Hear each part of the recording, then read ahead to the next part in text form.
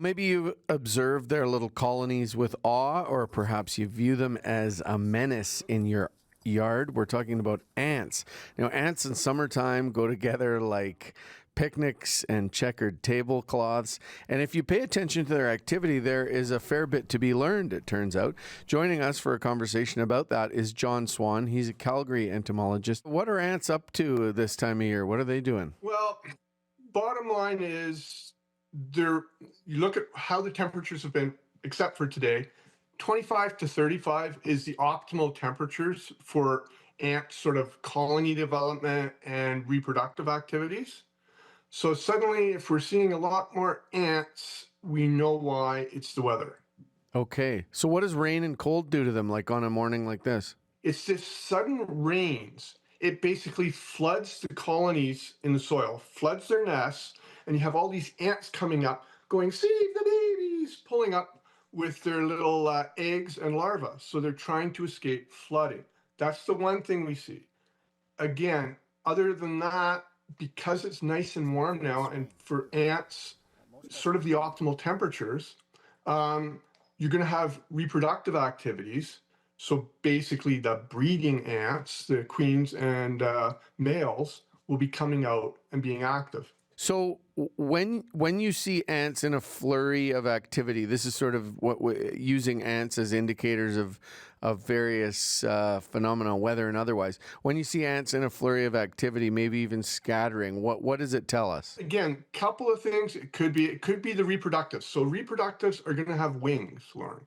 So if we're seeing a whole bunch of winged ants suddenly, it's basically they're getting ready to go out on a breeding flight.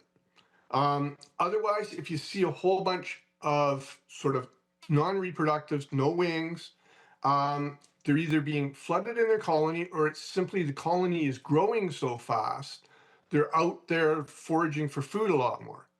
And the thing we got to remember is ants are probably the most important herbivore for recycling nutrients out of the grasses and the leaves and whatnot above ground and getting it down into our soil, which improves basically aeration with their little tunnels, and it improves just this plain and simple nutrition for our plants. Ants, some people really don't like them. What is your message about ants? Like, do you leave them alone, or do you grab the raid? Does it depend where they are? How do you think about that? If you look in the literature, you'll find that basically they estimate that there's 20 quadrillion ants on the planet. Quadrillion, what's... So, that's it is 20 times 10 to the 15th power.